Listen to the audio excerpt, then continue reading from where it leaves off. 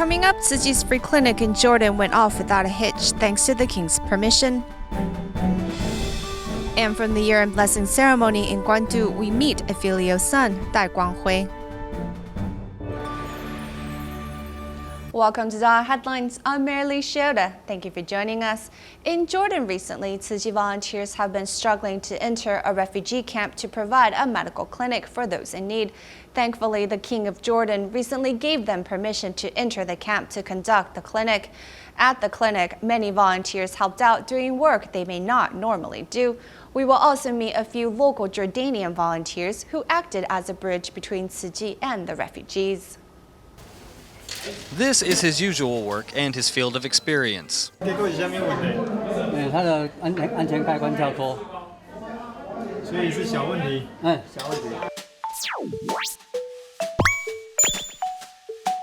This, on the other hand, isn't his usual responsibility.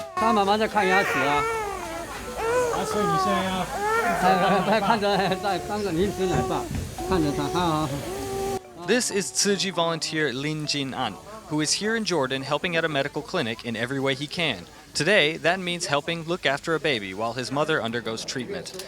Mr. Lin has struggled with cancer for many years, but he still has the strength to volunteer overseas. Mata, teeth, okay. Yeah, Muhammad. Here, pain.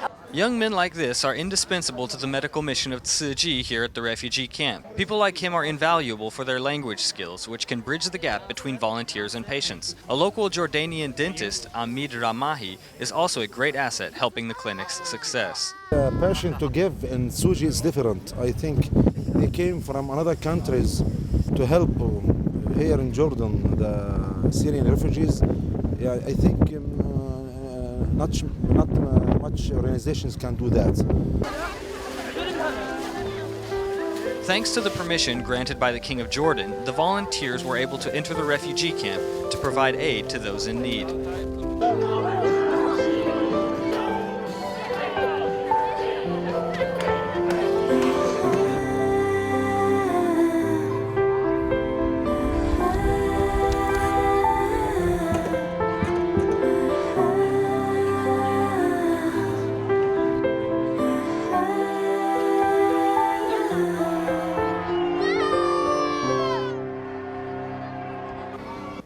Next, we meet a doctor from the Taipei Tzu Chi Hospital who joined the 2016 Tzu Chi Jordan Medical and Relief Team, who is learning much about different cultures and how to show respect to Muslims.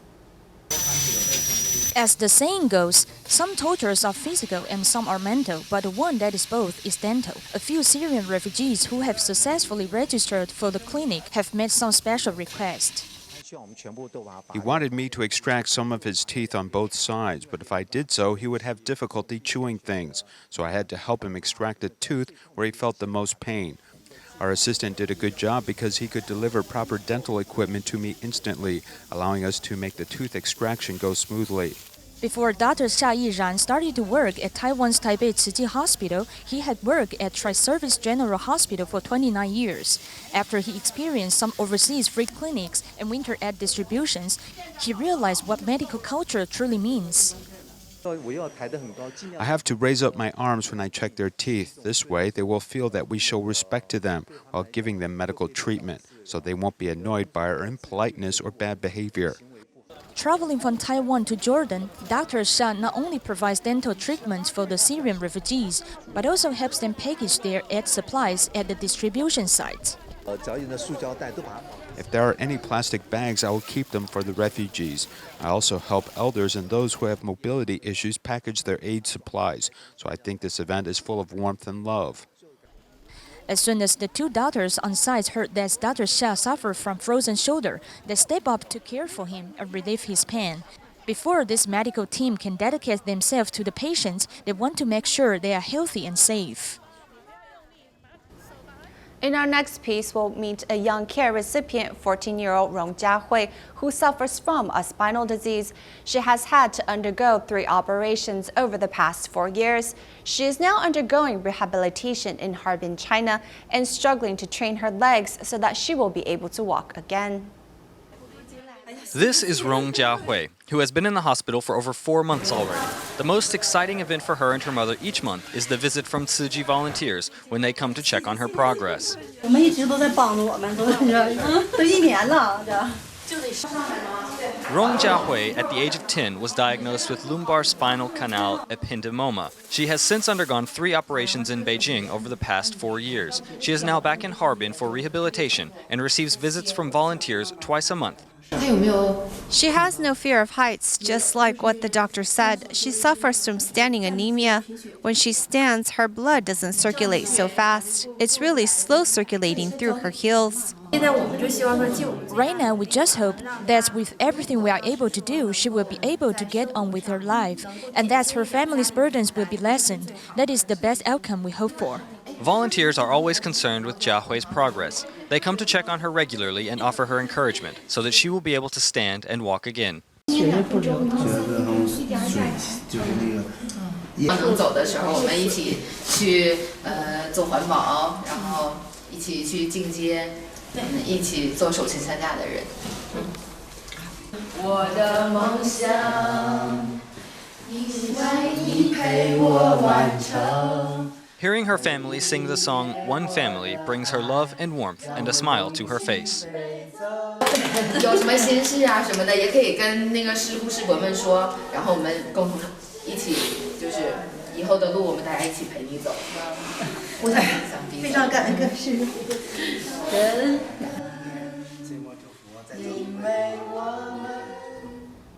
Also in China, to celebrate the New Year, Tzu Chi volunteers in Wuhan and Beijing went to nursing homes to hold celebrations prior to the end of 2016. Let's take a look at the events.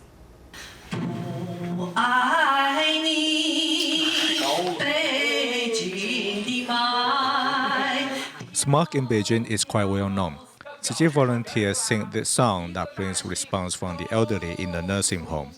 Volunteers also remind them to eat vegetables to prevent health danger caused by the smog. The radishes are especially good. These foodstuffs have received the ground tea in the garden. Is this a nursing home? While playing this game, the elderly are very energetic. Some elderly people were dancing earlier, and it almost made me cry because it reminded me of my grandma, and I wanted to call her. I didn't know it would touch me so deeply. I also hope when I reach their ages I can still have a good attitude about life like theirs.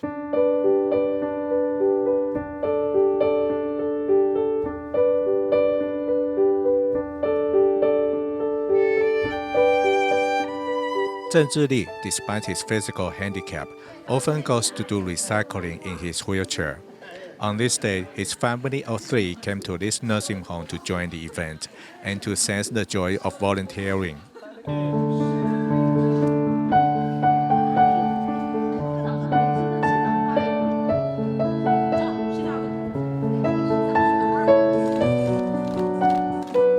When I started shouldering the job of visiting nursing home long time ago, I couldn't sleep a week before the event because I would be worrying if there would be many people coming or if some volunteers suddenly couldn't come, whether that would make the event imperfect. As Ding Chuihua continues to hold events on a regular basis, more and more people have joined to be volunteers, and their respect for the elderly is influencing their families and communities. In the past, when the elderly fell ill, their families didn't know what their ailments were and would have to send them to emergency room care. To help solve this problem, the Hualien Tzu Chi Hospital set up a remote care system which can be used to treat patients by utilizing equipment to measure their vital signs and then transmit this information via the cloud.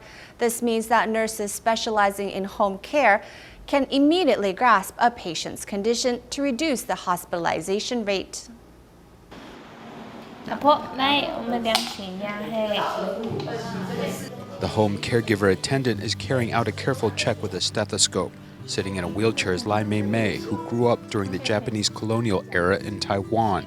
She is currently one of the remote patients being cared for by the Hualien Tzu Chi Hospital. Lai Mei, oh, 很棒，很棒，很棒，人家竖起来了，来看，哦，好棒，好棒，好棒，好棒。Lai Meimei's daughter-in-law speaks to her in a child's type voice. She is now 97 years old and is rapidly experiencing the effects of aging. Home caregiver attendants come every week to look to help, as well as look after these hospice care patients taking part in the integrated remote service platform. Home caregivers and nurses can track elders' health through this free testing system, which includes blood pressure, blood glucose, blood oxygen, and EKG machines, along with this gateway hub to connect to this platform so that families can quickly track the patient's condition. Grandmother's blood pressure will fluctuate, so we took her blood measure machine and connected it to a transmitter box that can directly transmit it through the phone for us, so we can have the information. However, prior to this remote service system, home care service was a burden on family members as well as nurses who worked in home care. In August of this year, mother-in-law had an accident and hurt her hand. I don't know how she hurt her hand, but we called a car to take her to the clinic for treatment, and then we had to change the medicine every day, which we felt was inconvenient.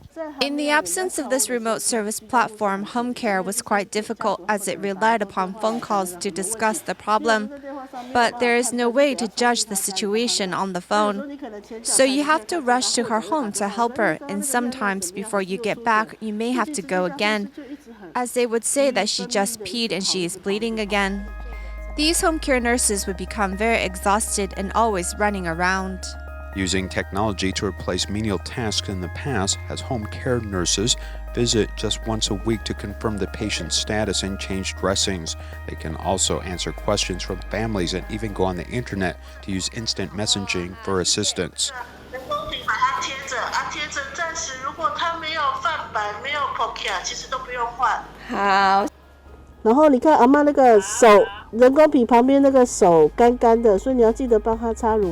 Unfortunately, there are only 18 sets of this equipment, which can only serve 25 patients. But the hospital currently cares for up to 80 elderly people, meaning some 2/3 of the patients have no access to this technology.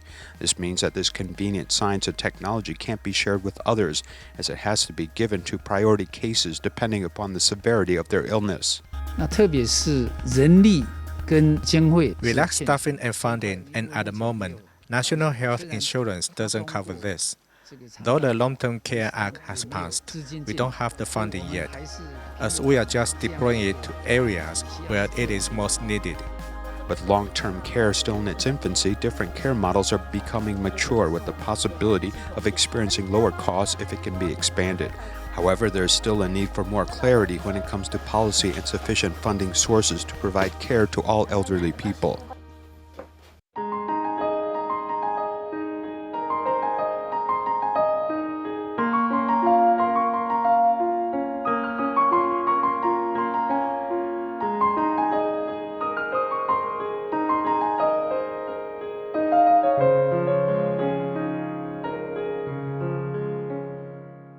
At a year-end blessing ceremony in Guandu, Taipei, nearly 2,000 Tzu Chi volunteers joined to hear Master Zhen Yan give her blessings for the new year. She reminded everyone at the event to continuously cleanse their hearts and reflect on the past so that we may all do more good in the year ahead. At the year-end blessing ceremony in Guandu, nearly 2,000 volunteers came to chant verses from a sutra and wish for blessings in the new year. One volunteer, Dai Guanghui, shared a testimonial about his own reflections on filial piety. As my mother has aged and lost use of her hands and teeth over the years, these things bear the mark of her age. I come today with a very regretful confession. The volunteers are filled with joy after receiving the Master's blessings for the new year. The Master asked everyone to reflect on their own thoughts and actions and to purify their hearts for the work ahead in the new year.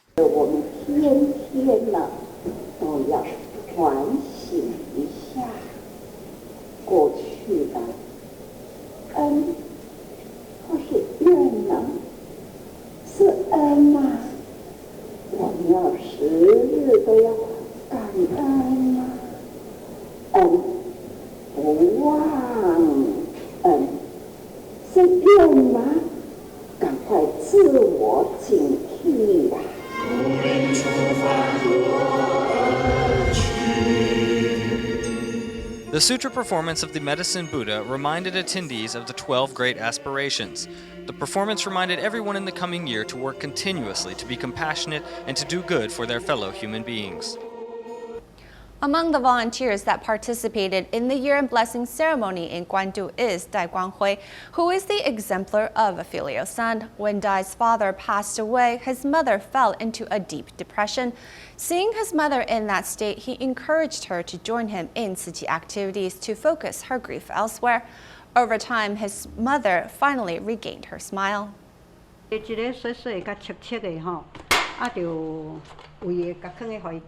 recycling point has been set up on the top floor of this apartment. This is where Dai Guanghui and his mother sort the plastic bottles they collect in their spare time.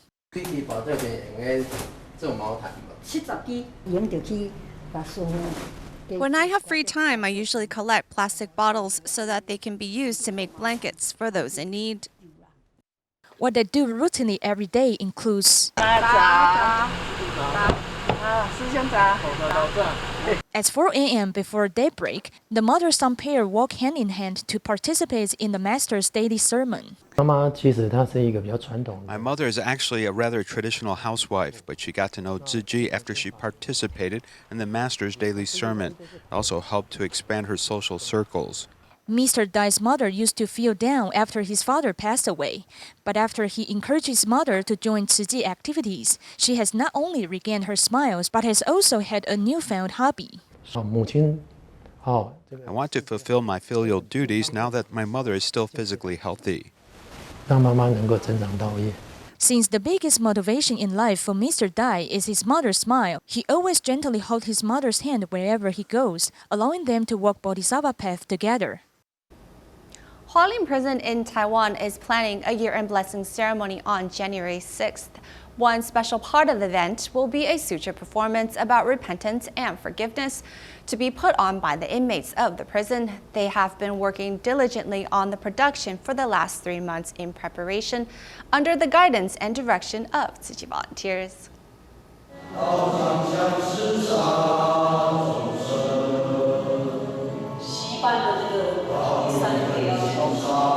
These are scenes from a practice of a sutra performance at the Hualien prison. The performers have all been eating vegetarian since September, and for the past 3 months, they have been practicing diligently to ensure a perfect performance. The Tzu Chi Foundation has helped the inmates to organize this performance.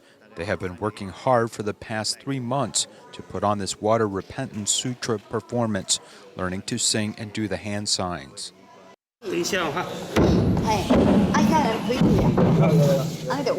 The final production is scheduled for a year-end blessing ceremony to be held on January 6th at the prison. The inmates have been working with volunteers to prepare everything, including the stage. Everything must be stable and perfectly aligned to make the production a success. Many of the participants have never been on stage before, but I just asked if they were nervous or not. They say they are actually a little nervous, but their hearts are calm, and they have a peace of mind that will give them strength at the year-end blessing ceremony. Although each of the participants here are strong-willed and tough, this performance has enabled them to express a kinder, gentler side, and has also been a bonding experience they have shared with each other as they focus on the meaning of the performance and their own repentance. Their level of focus makes all of their fellow performers able to learn and accomplish a lot very quickly. They are progressing quickly and putting in a lot of effort. They are at about 98% now, but we want them at 102%. The lesson of the Water Repentance Sutra is one of a prodigal son asking his family for forgiveness and being given a new chance at life. It is a message that resonates strongly with the inmates here at Hualien Prison. Let's meet Usman Sutanto from Indonesia, who began walking the Bodhisattva path in 2011. Let's hear how he shares his path of cultivation with his family. Facing this pile of unused plastic bottles, Usman Sutanto can deal with it using the standard operating procedure for recycling. First of all, we need to clean the plastic bottles. Open the bottle cap and remove the label, then squeeze the plastic bottle to reduce the air in it. Tujuannya ini supaya kita nggak makan space. Usman got to know Tzu Chi when he started to do recycling in 2011. Originally, he was scared of the recycling work, but now he has changed his mindset. At the beginning, I couldn't get used to the recycling work. I thought it was dirty and smelly work. I was even unwilling to clean and sort the recyclables. But as time goes by, I have already gotten used to it. Now I think doing recycling can cultivate compassion in my heart. As Usman has been certified as a Tzu Chi volunteer this year, he not only shares the idea of recycling with his family, but he also encouraged them to put it into action. Currently, the thing he wants to do the most is to inspire more people to do good by distributing Tzu Chi monthly. It is more difficult for me to encourage residents to join the volunteer work because it takes a long time to do so. But if we give them the right concepts, perhaps they will be inspired to volunteer. With the hope and strength in his mind, Usman continues to share his mission with people around him. Staying in Indonesia, Tzu Chi volunteers recently held a coin bank homecoming event at a Tzu Chi school and a shopping mall in Tangerine City. Meanwhile, others discovered that their acts of giving could inspire many more people to do the same. A variety of goods are available at the supermall Karawasi in Indonesia's Tangerang, but customers are most curious about an item that is not for sale. When customers check out at the counter, they may see this coin bank. After they ask me what it is, they may put some coins into it. This is something I start doing for myself and then further influence others to do it.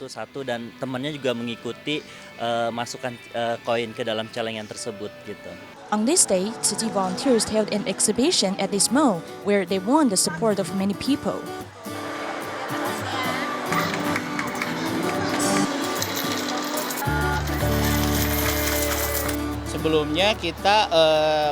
Everyone knows that Tzu Chi is not simply a religious organization. They also emphasize the issue of humanitarianism. Inspired by this spirit, we started to collaborate with Tzu Chi in August this year.